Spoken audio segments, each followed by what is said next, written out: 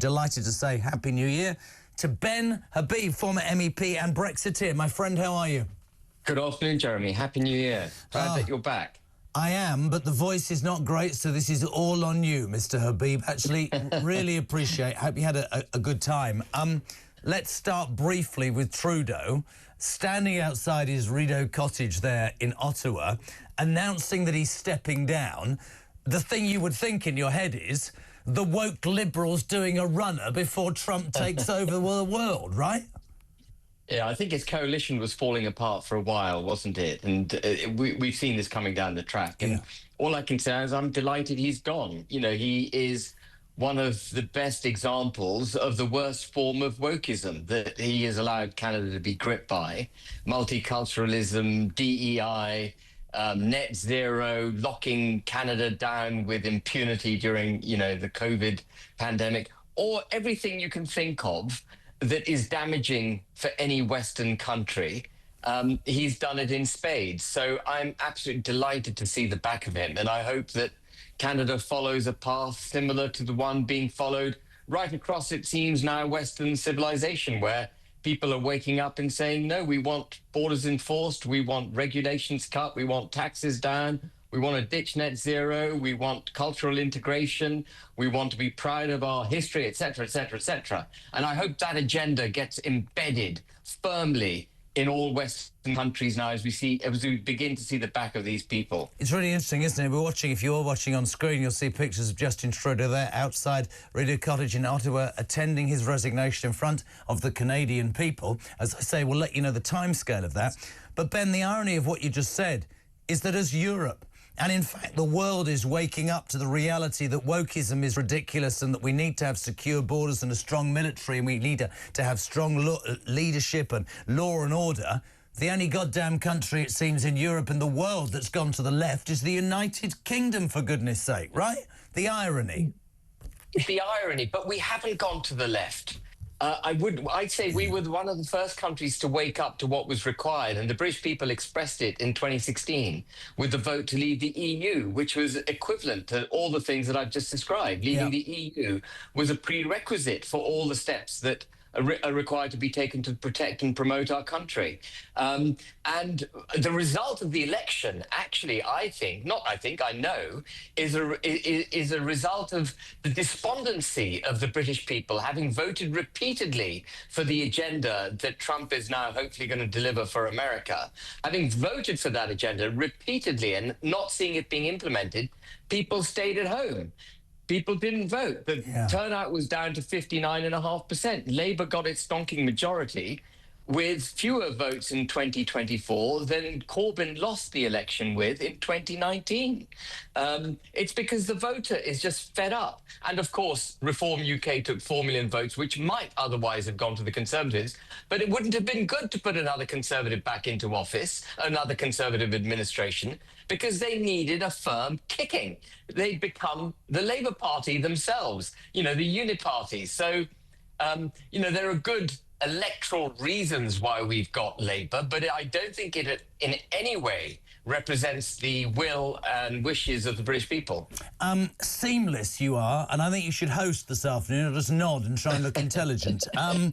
You talked about Reform there, getting 4 million votes, getting 5 seats. You, of course, famously, some months ago, walked away from Reform whilst wishing them the very best of luck. We heard before Christmas quite a lot about how Elon Musk suddenly was going to be in charge, the czar of efficiency, when Donald Trump becomes president for the second time on January the 20th in the United States. Then he started getting involved on X with a lot of things to do with the United Kingdom. There was that meeting at Mar-a-Lago with Farage, Nick Candy, the new billionaire treasurer, and, of course, Elon Musk. There was talk of him making a huge donation. Over the weekend, you wake up and you hear that Elon Musk says, and I quote, Reform needs a new leader. He's not up to it. Farage, blindsiding so many people. He's been called every name under the sun. I'd love your take on this afternoon, Ben Habib.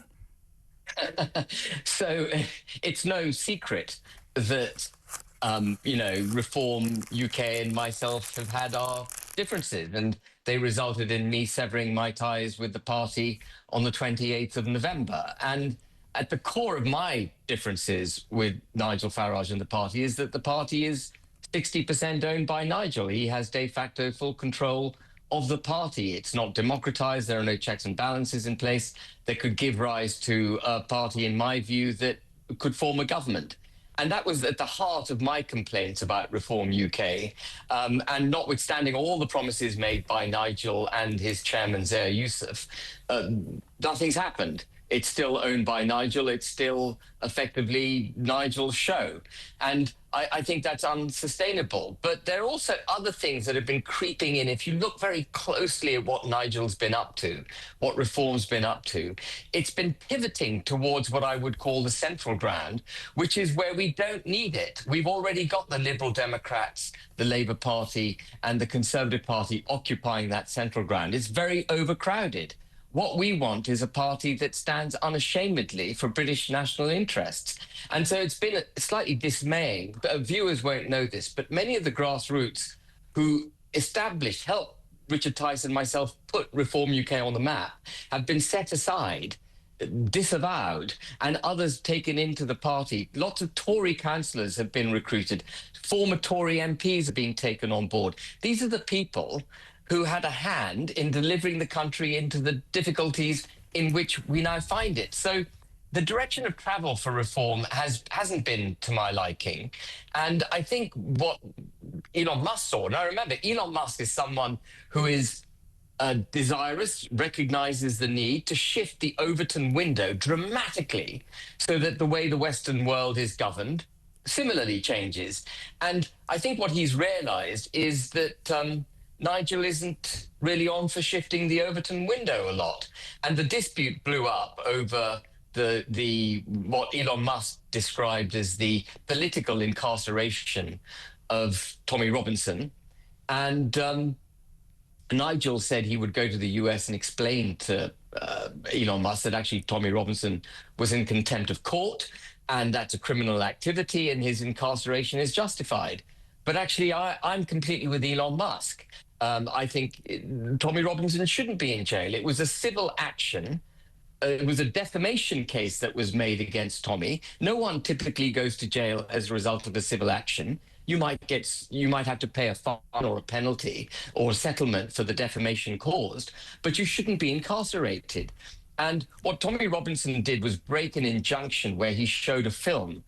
I think it's called Silence. He showed a film which he had been prohibited from showing. And the Attorney General, and remember, the Attorney General is a political appointment. It's a Labour Party individual who holds that office since the Labour Party was elected, decided he was going to intervene and bring the contempt charge against Tommy Robinson. And the bar for the Attorney General to make such a decision is a high one. He shouldn't interfere in the legal process unless he thinks it's a matter of important public interest. And then so it was a politically motivated case, you know, no doubt about it, against Tommy Robinson.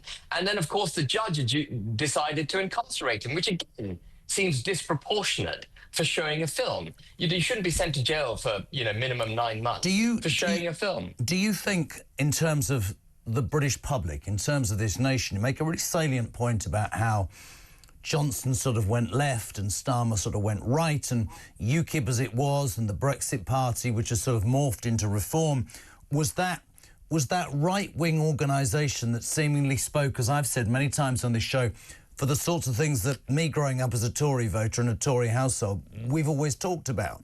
Yeah, taken for granted. Absolutely. But do you feel, and it's quite interesting, the sort of desanitization, do you feel that to get elected, I mean, what Trump has done in America with Musk, part of it, is to go so far out on a limb, not be bothered if you're accused, if your criminal charges are thrown against you, if you're found guilty and threatened with jail, if there are bullets fired at you. You have this belief that you want to make this country stand on its own 2 feet and be great again. Do you believe that Elon Musk's response to Nigel was because he saw a lack of strength in that context? But in terms of where Farage is in this country, you would have to say that a lot of people would say, my God, he's the man. He stands up. He says the sorts of things that so many of us want to hear. Does he need to go further to get elected, do you think? Are we not a different place in the States? I don't know. I'm interested.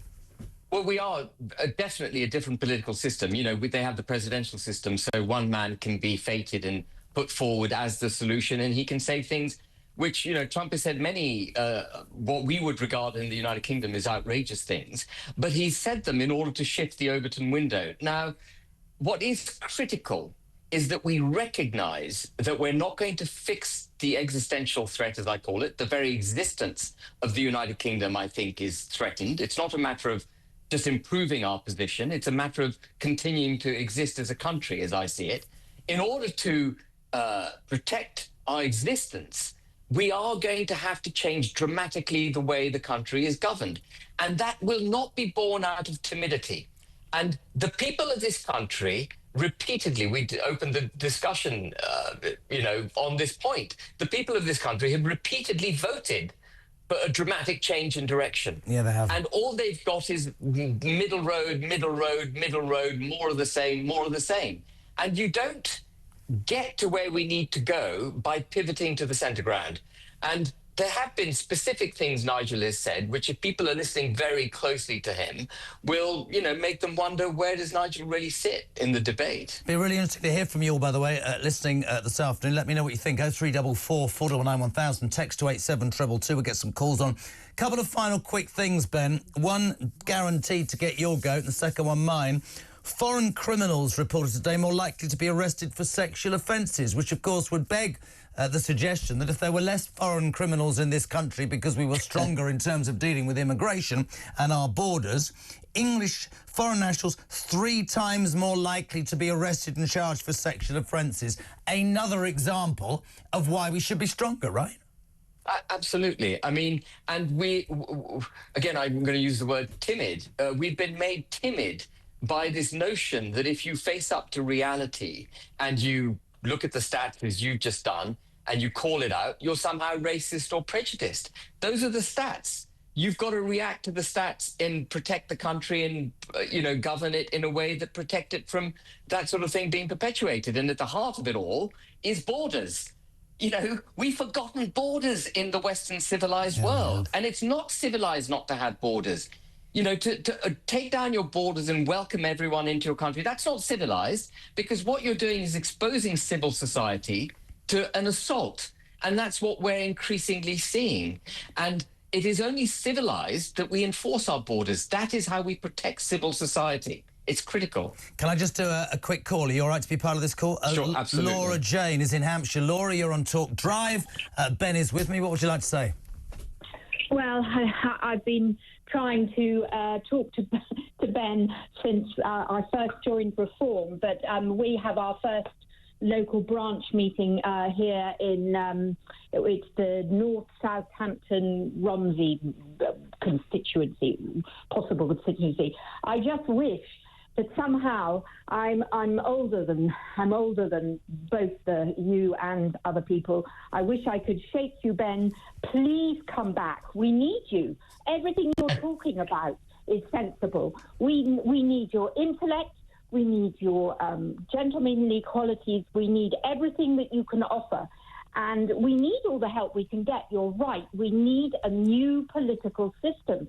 And I believe firmly in reform for that. And I also feel strongly that Elon Musk should not be funding us, simply because that's what we're trying to get away from, is money people pulling strings of political parties and politicians. And it's very dangerous to get involved with people like that, because they're only in it for being able to pull strings. We want a simplified system, but we do need your intellect, and I wish with all my might and my elderliness that you would come back and somehow solve the differences. I hate using the word please eat humble pie, because it's not what I intend. I can't find the right words, but I just wish, because we need all the help we can get, and I respect you enormously, Ben, and I feel very strongly. Come down and see us at our new branch meeting in Hampshire. Let him respond. Let him respond while somebody pushes a button in my ear. Ben Habib, you're adored by many. Well, I'm very grateful for those kind comments. And for me, it's not about anything personal with Nigel. I've said that repeatedly. It's not personal. It's critical to me that the party is democratized. By the way, the trigger point for me leaving the party was me finding out that headquarters had banned branches from meeting me. And of course, that was basically a signal to me that the party no longer wants me. It's not about eating humble pie. I'm very happy to eat humble pie. If I make a mistake, I will apologize. For me, it's about the party being democratized, the checks and balances being in place, and the party having an agenda which is capable of saving the country. And even though I'm not in the party, I will go on campaigning, saying what I'm saying without fear or favor. And I hope some of that will land on the leadership of Reform and they'll take note of it. But I'm delighted, I would be delighted to come to Romsey and speak to you, but you better check with HQ whether they would be equally delighted. They may not be. I love it. Laura Jane, thank you. And Ben Habib, I really appreciate it, mate. Thank you for... you can speak for the next 3 hours because the voice is holding up so far. We're very, very grateful. Always a pleasure to have you on. Happy New Year. Ben Habib, former MEP and Brexiteer. And